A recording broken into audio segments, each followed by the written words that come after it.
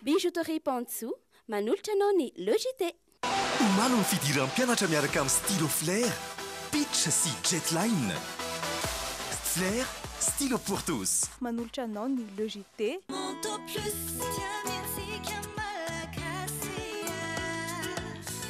plus, misy amin'ny tsirony maro azo safidianana. Manolotra anao ny le Jite. Choupi, plaisir et sourire à partager. Manolotra anao ny le Jite. Tena manadio be mihitsy. Manara ny le Jite miaraka amin'ny extra propre. Tompiny fahadiovana. Ankafizo ny le Jite miaraka amin'ny fromage la vache qui rit. Sady matsiro no mampazotomana. Ho fafinaretan'ny ankohonanao. Paperline, le choix de votre succès. Telma, safidiko numéro 1 malagasy manolotra ho anao.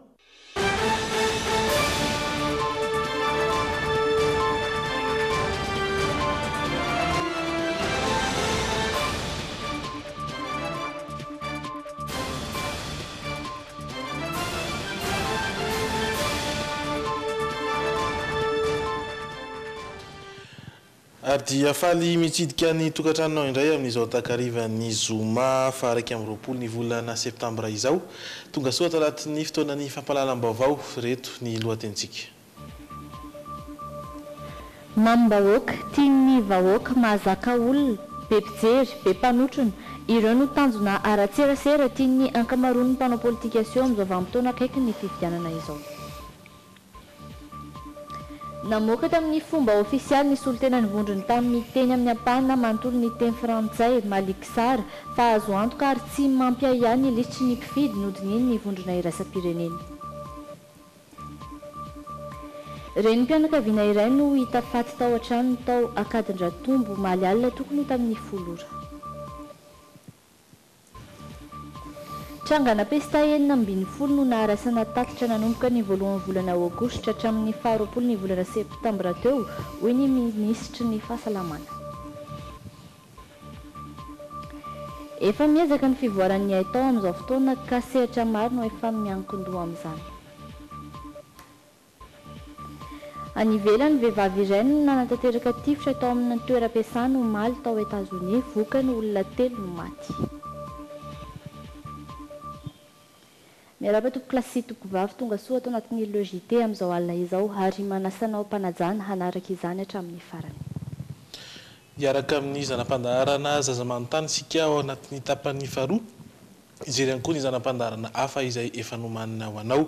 Izao aloha dia asainay ianao hiara hijery sy hamakafaka sy handinika ny matoa andahateny na ny editorial izay voahomana ho amin'ity takariva ity.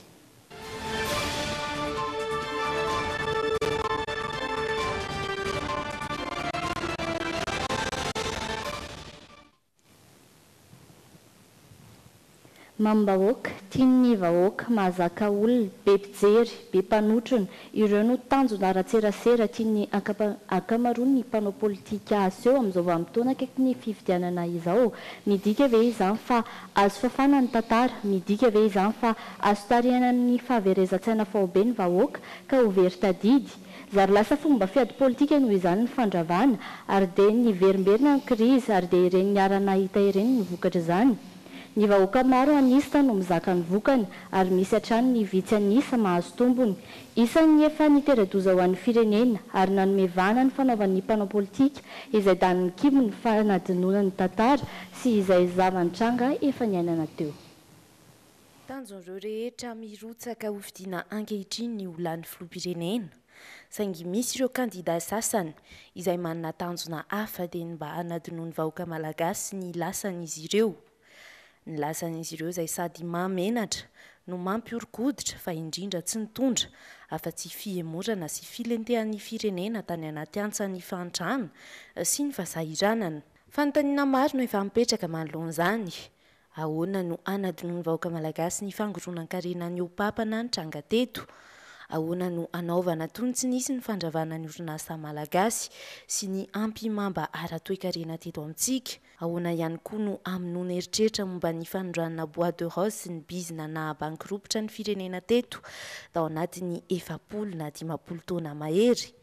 Ahoana no anadinona ny fiarovana seza sy ny fiarovana tombontsoa politika izay namoizana ain'olona maro teto. Ahoana no hamafana fotsiny izao eo amin'ny tantaran'i Madagasikara n'ireo vanim-potoana matroka izay nifandroritan'ireo mpanao politika tamin'ny adila politika izay nampikatso ny fiainan'ny malagasy iray manontolo. Raha nisy ny hoe fanafody mamono tanteraka ny fitadidiana ary manohevahana ny fanadinoana dia azo antoka fa izay fanafody izay no niazakazany ireo mpanao politika efa nitondra teto amin'ny firenena no zaraina tamin'ny vahoaka malagasy. Koa satria tsy misy izany fanafody izany dia voatery izy ireo manao fihetsiketsehana samihafa. Samy izany ireo mpanao politika samihafa tao amin'izao fotoana ny andevenan'ny mpito mandifotrola ny lasan'izy ireo teto amin'ny firenena. Lasan'izy ireo izay nampangirifiry a Madagasikara, nampitombo hatrany ny mahantra tao aminy ka nampitotongana ny fiainam-bahoaka fon'izy ireo teo amin'ny fitondrana. Zava-doza ny vokatry io fanadinoana io.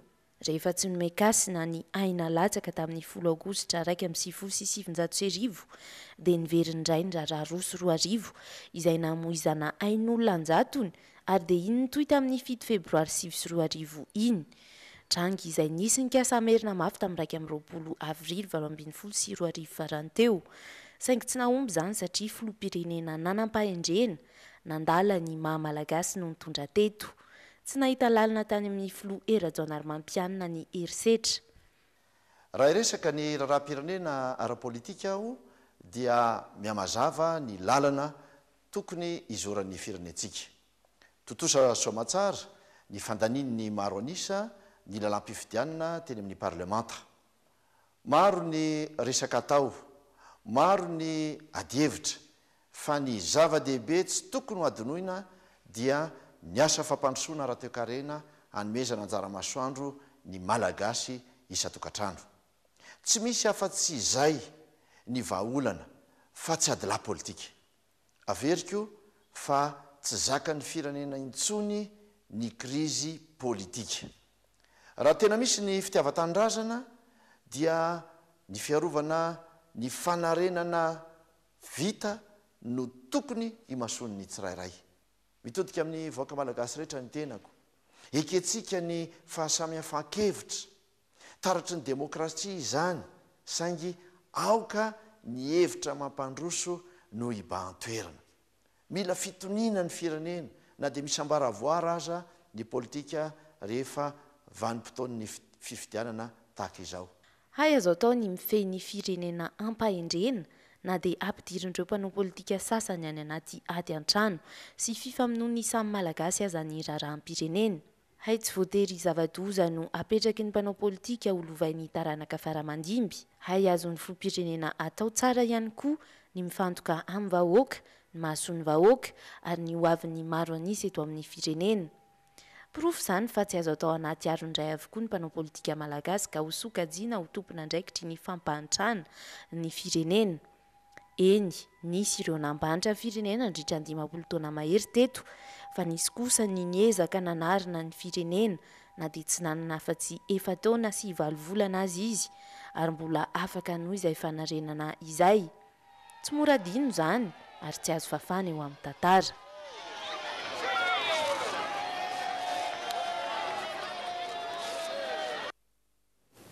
Horatsika izao indray ary ny la une. Pepperline, le choix de votre succès. Vibrez au rythme des couleurs Orlac. Trouvez Orlac partout à Madagascar. Ny lokon'ny vaovao miaraka amin'ny Orlac.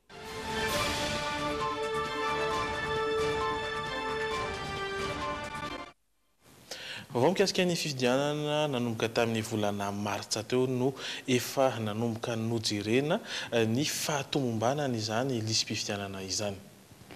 Nojereny ny RECEF nandritra izay fotoana mahatra izay, ireo lesika tamin'ny lafin'ny lisy-pifidianana. Ny lisy-pifidianana izay isan'ny olana foana, isaky ny fifidianana eto amintsika tamin'ity androany iteraka izany, dia namoaka tamin'ny fomba ofisialy ny solotena nivondriny tamin'ny teny amin'ny ampahany na manontolo ny teny frantsay maleksara fa azo antoka ary tsy misy mampiahiahy ny lisitry ny mpifidy nodiny ny vondrina iraisam-pirenena. izay no mikasika an'iny fa hanisy ihany koa ny fanambarana izay nataony antoko manda. Nanao fanambarana androany ny antoko manda antoko ho an'ny firaisam-pirenena filamatra ho an'ny rehetra ho izy ireo ny fametraham-pialany ny filoham-pirenena noho izany dia tokony manaja ny lalam-panorenana ihany koa ny tsirairay. Ankoatr'izay dia ny antso ny tompona andraikitra isantsokajiny izay mikarakara ny fifidianan'izy ireo mba hanao ny asany tsara. Iray volana sisa dia hiatrika fifidianana filoham-pirenena i Madagasikara. Tantara manan-danja eo amin'ny firenena izany ho ny antoko manda ka tokony andrainy andraiky ny tandrify azy ny tsirairay. Anisany notsim-pian'izy ireo manokana ohatra ny tokony hojereny isehoany ireo mpanara-maso ny fifidianana. Tokony ohatr'izany fantatry ny malagasy hoe iza le manao observation. Inona ny antony mahatonga any miteny an'izany? Reo mpanao observateur électoraux reo marobe ohatran'ny candidat ihany ka ifanjevy io satria isy observateur angataka fanafoanana valim-pifidianana tary isy hiaro an'izany dia tsy fakahita mitsinjo io rehefa mivoaka ny valim-pifidianana. Zay no mahatonga anay hoe dia meloa tokony angarahara izavy no misehatra amin'izany fanaraha-mason'ny fifidianana izany, inona ny fepetra anaovana an'izany. Notsim-pian'izy ireo fa ny fanajana ny lalam-pandrenana ihany no ahafahana makany amin'ny fitoniana. Efa naneo izay modely izay ho hiatran'ny antoko manda ny filoha teo aloha ery Rajaonaromampianina. Za manokana dia mihevitra fa zava-dehibe nametrahany filoha Rajaonaromampianina fialana ho fanajana ny lalam-pandrenana. Anjara biriky lehibe netiny zany amin'ny fisian'ny fitoniana sy ny fampanajana ny lalàna. Saingy mba tena hisy dikany zany amin'izao fanomanantsika amin'ny fifidianana izao dia ireo mbola tompona andraikitra manana fahefana am-perinasa ankehitriny dia tokony hanaja toy ny anak'Andriamaso ny lalàna manomboka amin'ny gouvernement Tatsay Christian zany. Marina fa naniry ny aona tamin'ny Prime Ministre ity antoko ity mba hitondra sosikevitra amin'ny fampandrosoana ny firenena, saingy tsy nahazo valiny hatramin'izao fotoana raha ny fanazavany. Amin'ny valora latsaka fefana izao ary anoiny fotoana isika trangam-piarahamonina niseho teny Ankadindratombo. Renim-pianakaviana iray no hita faty tao an-trano tao Ankadindratombo omaly alina tokony ho tamin'ny folora voakaipa tamin'ny antsy teo amin'ny tentana ka maty tamin'izany ilay vehivavy. Ny vadiny no voaroroy ho navan-doza raha ny fanazavana voaray tena nitoerana ary mitatra ny vaovao Pierre Razafindramanana sy Kasambola manana. Samba mivona ahitana tranga takizao tetỳ amin'ny fokotanana Ankadindratombo. Raim-pianakaviana iray mantso no voalaza nahamonina afaty ny vadiny 20 taona tao an-tranony tamin'ny fomba matsiravina. Nokapainy tamin'ny antsy ny tendany ka ny oza-tendany sisa no niazona ny lohany. Omaly aloha tsy fatako namany fa rehefa andavanandro izy dia mamy foana. Fa izy zany rehefa izako ny tonga indray amin'ny folo alina izy vao tonga ao dia tamin'ny alina moa zany izy tamin'ny sivy sasany tany angambany. Dia nigika be fotsiny ilay vehivavy. Dia namoa ilay tao anilanay dia hoe andao aloha hiatso any madame Sieno izy ilay président zany fa hoe sao dia maty eo. Dia lasa nandeha niatso olona dia niatso amin'ny président. Dia président namoa azy tao. 30 minitra taoriany ny antsony ireo mpiara-manofatrano amin'ny lehibe ny fokotany tetỳ Ankadindratombo. Efa tsy hita tao an-tranony intsony ilay lehilahy sy ny zanany kely iray. Trano ny hidy avy aty ivelany sy raha mandrika no hitan'izy ireo nivoaka tamin'ny varavarana raha ny fitantarany. Tamin'ny folo oralina no natsony mpanofatrano hoe andaonao présidente fa vonoa ny vadina ao an-trano ao lalabe. Dia niantso vonjena mandeha izy dia tsy eny intsony. Dia lasa nandeha nakateto tamin'ny folo sasany satria mbola niomanahako. Dia ny varavarana kosy gadana no nijereko teo dia mivoaka ilay trano. Dia rideau misy-drano tazako. Dia efa nisokafaka rideau raha be tena paritaka ran'ny trano. Dia niantso ny commissaire sy CP dia CP nitraraka chef de poste gendarme dia nakanazy tany Lasora. Dia efa Lasora indray izay tady ny anabaviny. Dia ny anabaviny niteny hoe tamin'ny sivy sasany izy no nateriny teto ilay zanany. Ny zanany lahy-kely roa taona sy tapany. Dia nanontany izany ny anabaviny hoe hoaiza ianao? Dia aleo pirakato aloha bainina fa andeha vetivety Dia izy moa mpamono omby eo amin'ny abattoir. Dia savaina eto amin'ny abattoir fa tsy tratranay tao izy. Malaza hoe fa mpiady mivady kosa izy ireo saingy tsy mbola tonga tamin'ny famonoana tahak'izao, hoy ny mpiray-tanàna aminy. Rehefa matetika mihitsy izy no mitaraina izany hoe vonoana dia tokantrano aky fefina wa fandana mody ny ihany ary efa nody teny aminay efa nody izy io efa nisaka dia nalainy teny ray efa nody 5 volana teny ngambany izy tena mafy dia mafy sy mamafy sy mangidy tena mafy eto ambonin'ny tany nefa tsy maintsy zakaiko izany ary vao sasa vao maliny eo anatamiko ary ny tanteraka hoe aina samy aina ngefa tsy afaka ana olona amin'izany ianao a fa ho Andriamanitra ao ambony mahita azy ary fa izy kosa nefa tsy ho afabela fotsiny hoe tsy zarery ny tana aminazy fa mipiraitam-po amiko mbola be dia be. Marina fa miasa amin'ireny laboratoire na famonoanomby ireny io lehilahy io izay voalaza ho namonina fatin'ny vadiny. Miasa tahaka ny olon-drehetra kosa ny tena andraninambarany ny mpampiasa azy tratra andro any tetsy Ambodivona ary no tanana mba hanaovana fanadihadiana ny tenany raha ny vaovao voaray farany. Vaovao ny fahasalamana trangana pesta 12 no naraisana tatitra nanomboka ny voalohan'ny volana aogositra hatramin'ny 20 ny volana septambra teo ny ministeran'ny fahasalamana. Dimy tamin'ireo no voamarina tao aorian'ny fahitana ireo fambara rehetra tany amin'ny distrika Nakazobe no nahitana voalohany trangana pesta Totarimo voalohany tamin'ny 17 septambra teo mbola manantitrantitra ny fanentanana amin'ny fahadiovana sy fahamailona ny ministera satria dia tafiditra tanteraka anatin'ny vanim-potoana mampirongatra ny pesta isika eto Madagasikara amin'izao fotoana rindra tahiry ka samy mbola manana. 12 ireo trangana renesana tatitra sy voaray ministeran'ny fahasalamana nanomboka ny 2 aogositra hatramin'ny omaly. Olona 5 no voamarina taorian'ny fambara hita tamin'izy ireo fa voan'ny aretina pesta. Ny 2 tamin'ireo dia tratran'ny pesta Totarimo tany amin'ny komina fiadanana distrika Nakazobe. Maty ny iray tamin'izay ny 7 septambra lasa teo. 3 kosa ny voan'ny aretina pesta areti-tratra ka tany Arintsena distrika Nambalavao no nisy ny marary voalohany. Distrika Valo hatreto nahitana izay trangana pesta izay dia ny any Ambalavao, Ambato Finandrahana, Ambositra, Ankazobe, Fandrina, Miarinarivo, Morondava sy Antsirabe voalohany. Olona 3 no maty vokatra izay tao anatin'ny 2 volana latsaka. Ny farany teo dia ireo mpivady tany Alatsinainy kely distrika ny Miarinarivo. Izy ireo izay maty tamin'ny talata. Pesta areti-tratra no voalaza fa nahavoa azy ireo. Mialohan'ny nanamarinan'ireo tranga rehetra ireo anefa dia efa nikatroka tamin'ny fahamaliana avy hatrany ny aretina pesta ireo mpiasan'ny fahasalamana tamin'ireo faritra Iverina omena. Miantso ny rehetra hitandro hatrany fahadiovana sy hanajy ireo fepetra rehetra takina amin'ny ady atao amin'ny valina aretina pesta ny ministeran'ny fahasalamana. Izy ireo izay nanamarika hatrany fa tafiditra tanteraka ao anatin'ny vanim-potoanan'ny pesta isika amin'izao fotoan'izao. Fa vaovao ny fanabeazana efa miazakazaka ny fivoaran'ny haitao amin'izao fotoana ka sehatra maro no miankin-doha amin'izany. Entina nampiana ireo mpianatra izay mila sy tokony aharaka ny fivoaran'ny haitao dia misy ny tranomboky nomerika ahafahan'izy ireo miaina sy mandalina momba izany. Tetikasa entin'ny filoha teo aloha Hery Rajaonarimampianina hanampiana ireo mpianatra mba tsy homena amin'ny tany noho ny any ivelany. Olona iray sedran'ireo mpianatra any an-tsekoly amin'izao fotoana ny tsy fahafahana mikirakira ny aterineto noho ny fihazakazan'ny haitao dia tsy miankina fotsiny amin'ny fampianarana omem-panabe ny fahalalana tokony horaisin'ny mpianatra. Sakana ho an'ireo mpianatra nefa ny tsy fananana ny hoenti-manana amin'izany. Tsy ny ankizy rehetra tsina manana connexion sy anona ordinateur eny any an-trano dia any an-trano ilay ankizy sahirana tsy ohatran'ny hoe tokony hanao recherche mivelabelatra kokoa izy. Fa olana nentin'ny filoha teo aloha Hery Rajaonarimampianina ny fananganana ivitoerana nomerika ahafahan'ireo mpianatra misitraka mamem-pona izay aterineto izay.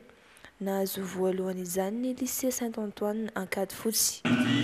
Bibliothèque numérique IRA eto amin'ny lycée Saint-Antoine izay fanomezana nomen'ny Roan République Hery Rajaonarimampianina izay mpianatsika miaraka amin'ny sœur directrice izao. Solosaina azo enti-tanana miisa 4, imprimante miisa 4, tablette 4, projecteur iray ary ny wifi izay amin'ny hafainganam-pandeha tsara sy matanjaka no natolotra ho an'ity lycée ity. namboara ho tsara kalitao ihany koa ny efitranony tranomboky nomerika ny lycée. Betsaka ny filana fa raha izany biblioteka numerika izany miditra amina era ny moderna itsika dia fantatra fa tena ilaina ary tena ilaina ny fampianarana. Fotodrafidrasa lavain-jaza tsara fototra zany tsy maintsy apetrakatsika ho an'ny ankizy, ho an'ny tanora, ho an'ny fampianarana eto amin'ny firenena. Ny fanindry andalana tamin'ity fitokanana ny tranomboky numerika ity ny famoahana ireo mpianatra kilasy famarana teto amin'ny lycée Saint-Antoine izay ny minisitry ny Alina Kibon-tany Henri Rabarinjaka no raipia azy ireo, izy izay anisan'ireo nanohy fianarana teto amin'ity lycée ity. Fa hotoizan'izay vaovao izay ihany koa.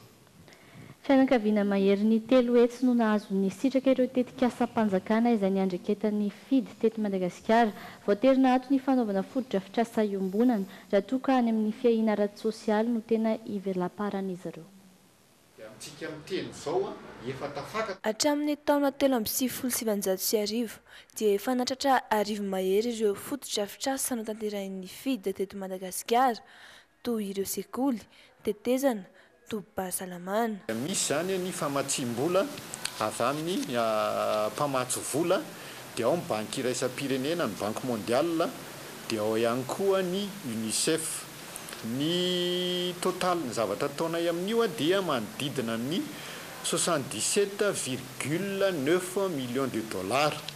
Amin'izao fotoana, ny fiahina ara-tsosialy no asa iandraiketan'ny FID eo ambany fiahiny ministera-mponina. Miseho amin'ny endriny maro izay tetikasa maneho ny asa sosialy ataon'izy ireo izay, anisan'izany ny vatsinankonana. Zany hoe mahazo an'ilay vatsinankonana ilay olona dia misy ilay atao hoe mampiditra ny zanany any an-tsekoly izy aloha voaloha, dia tonga mianatra ilay zanany ary tsy latsaka ny 20 isan-jato ny fahatongavany mianatra, zay vao azo n'ilay vola isam-bolana.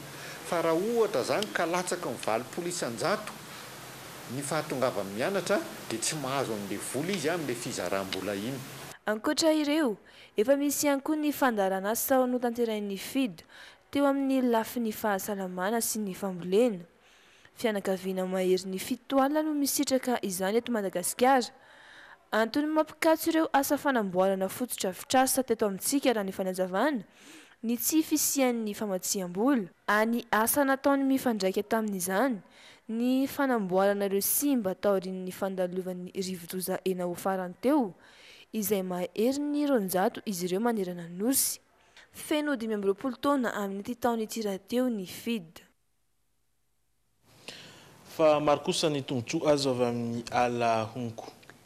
Ny ala honko dia toeram-ponenina sy fitobian'ireo harena anaty rano mampitombo ny vokatra anaty rano, araka izany ny fanampiana isa izany. Iray alina hatreto ireo honko nambolena tamin'ny toerana 1 hektara atao amina fokontany iray antsoina hoe Ambiky fanazavana. Toerana iray mamokatra hazan-drano ny fokontany ao Ambiky teo aloha. Ny ena nefa ny vokatra taty aoriana, anton'izay ny fanapahanimponina ny ala raha ny fanazavana. Mitana anjara-toerana lehibe amin'ny fitombon'ireo hazan-drano nefa ny ala, indrindra fa ny ala honko ka tokony arovana izy ireny. Le fiovavan'ny tetrony andro zany dia manimba ihany koa ny ala honko. Ka zay ny tsara hoe tena fanabeazana ny olona mipetraka aty amin'ny sistany zany mba hikajy an'izany ala honko zany satria zavatra be any fisiny mba tsy tonga ny fikorontanana eo amin'ny anatin'ny arena anaty ranomasina. Honko arivo araka izany no nambolena teto amin'ny fokontany ny Bekily, tanjona ny anatsarana ny jono eto an-toerana. Marina fa asa fiveloman'ny mponina ao an-toerana ny jono. Tsy eto Bekily ihany fa mitohatra any amin'ny kaomina ambanivohitra Ambalahonko sy Ambolikapika ny fambolena honko. Heverina hitombo avy-roeny ny vokatra ho an'ireo toerana ireo amin'ny taona manaraka araka ny fanazavana. Iny vaovao iny ihany koa no mitondra amintsika amin'ny maresaka avy any ivelany. Vehivavy iray no nanantanteraka tifitra tao amin'ny toeram-piasana omaly tao Etazonia, vokany roa ny maty ary 3 naratra. Taorian'ny tifitra nataony tamin'ireo mpiara-miasa aminy dia namono teny izy ary nampiakatra ny Antotanisa hotely ny namony eny. Nisehoana tifitra indray tao Maryland, Etazonia omaly. olona 3 no maty ary 3 naratra. Fotoana vitsy tao reny nisehoan'ny tifitra vadraraka dia tonga tao an-toerana ny mpitandro ny filaminana. Ny toerana izay orinasa fitahirizana fanafody. Fantatra tamin'ny fanadihadiana natao fa vehivavy iray 20 taona miasa ao an-toerana ihany no nanao ny asa ratsy. Izy izay namono tena tao rin'ny asa ratsy notanterahiny. Raha ny fanazavana dia mateo eo ireo olona roa voatifitra raha toka tany amin'ny hopitaly no namono ainy ity vehivavy ity. Tsy mbola fantatra treto ny nanosika azy hanatanteraka ny tifitra. Ity no tifitra faha 220 niseho tao Etazonia tamin'ity taona 2012 ity, izay nitranga tamin'ny andro faha 220 ny taona. Rehefa avy any Etazonia isika dia ho aty Afrika indray sambo iray no rendrika tany Tanzania tao amin'ny fariny Victoria. 20 ny olona maty tamin'izany. Raha ny tatitra dia feno hipoka ilay sambo antony nahatonga ny loza. Ity no sary voalohan'ilay sambo fery rendrika tao amin'ny fariny Victoria tao Tanzania omaly alina. Tsy niala lavitra ny sisy tany ity sambo ity no nivadika avy hatrany dia nanao ny ainy tsy ho zavatra nafitra ny mpamonjy voina ny mpitandro ny filaminana ary ireo mpanjonona ny didina teo. Nisy tamin'ireo mpandeha no avitra soamantsara, nisy kosa ireo maty an-drano izay tombanana mandinina ny 20. Ny toy androany ny famonjena. Nous sommes ici pour secourir ceux qui... Tonga eto izahay hamonjy ireo olona velon'aina miaraka amin'ny fanampin'Andriamanitra. Tena mifototra tanteraka amin'ny resaka famonjena aloha izahay hatreto. Nampiasa sambo fery roa izahay niaraka tamin'ny teknisianina manokana. Nous avons redirigé 2 ferries. Raha ny nambaran'ireo ranatry maso dia feno hipoka ilay fery. Tombanana olona 700 teo eo no niondrana tao anatiny. Lanja izay mihoatra ny ara-dalàna. Tany avaratry Tanzania no nisehoan'ny loza. Tsy mateti-pitranga ny toy izao raha ny fanazavana trany. Tamin'ny taona 1970 sy 700 no nahitana loza tamin'ny fery farany izay namoizana ny olona manodidina ny 500.